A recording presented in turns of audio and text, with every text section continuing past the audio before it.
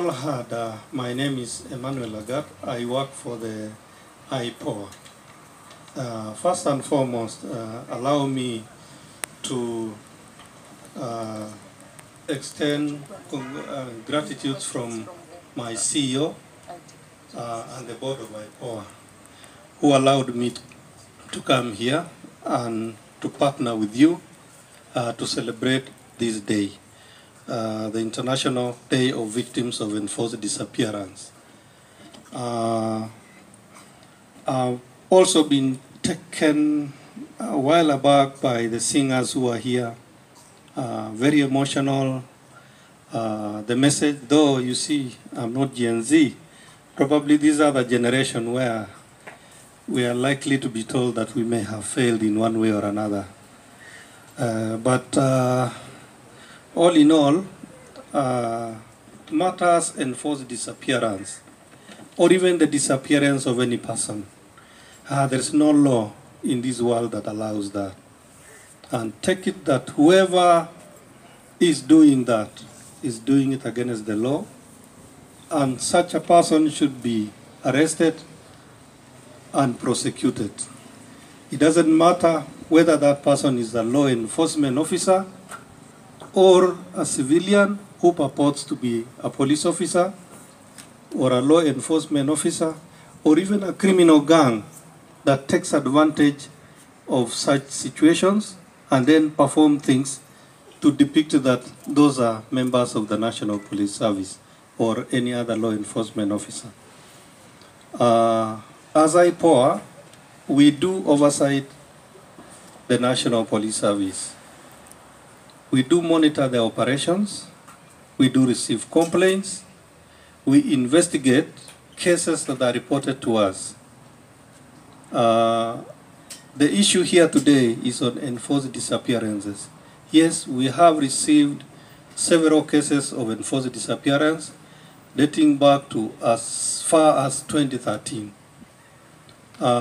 One thing as an investigator that becomes so difficult to investigate those cases is the manner in which they happen. And a lot of people would fear to come out and express and say, I saw this is what was happening. I remember during the Gen Z demonstrations recently, thank God everything is now cool. When we call for evidence, when we call for people, any persons to come and record statements with us, our own children, Gen Zs, told us that we have placed everything in the social media.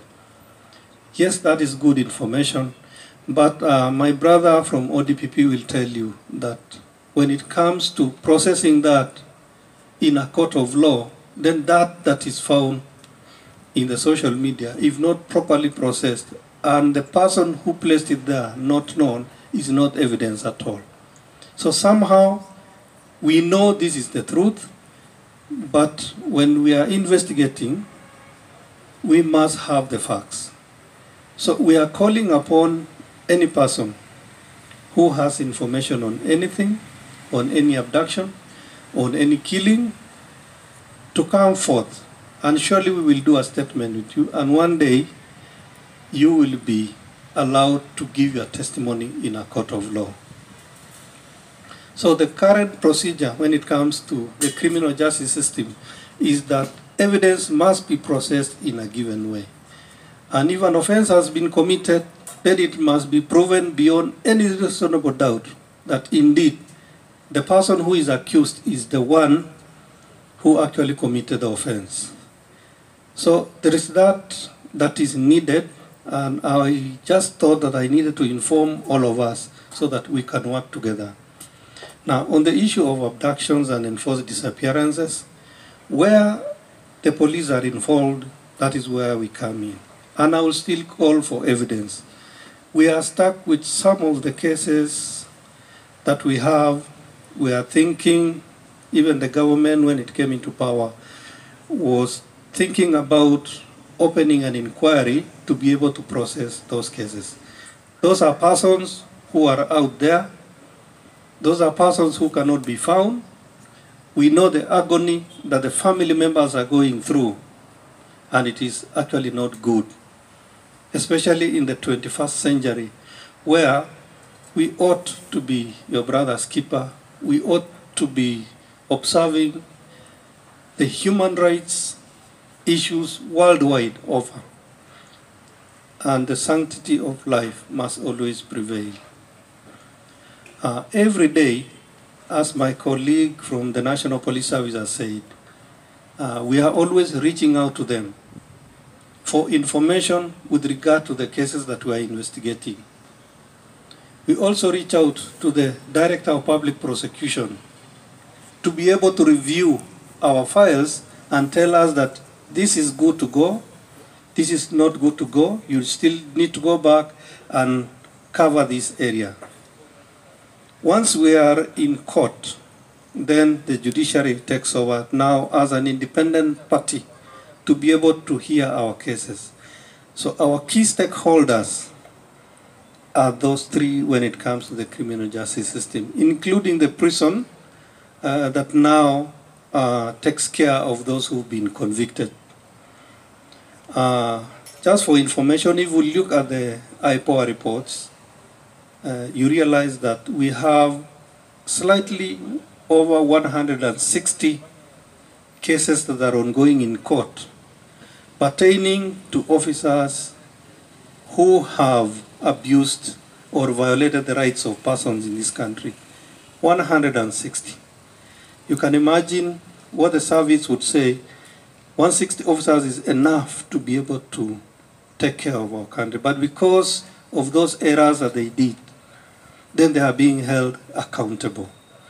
So one way of Ipoa ensuring that there is accountability is carrying out that investigation and holding culpable officers and taking them to go to sea. That is where justice is done. Now, another one is that we have the issues of psychosocial support for the people who are going through trauma, through certain difficulties because their loved ones have been injured in one way or another or have been killed. We normally provide psychosocial support. IJM, the sponsor of this event, has always been available for us. And then we have many other organizations that also assist in that line. So that we have a wide network from the social justice centers who speak to the people on the ground to be able to come forward and share their stories. And then they bring them as witnesses. We must say thank you to the social justice centers. But we believe that going forward and into the future, and actually beginning from today, the issue of enforced disappearance should disappear. That is the call, and it should stop because it is unacceptable, it is unlawful, it is not good at all. We need to live in a free society.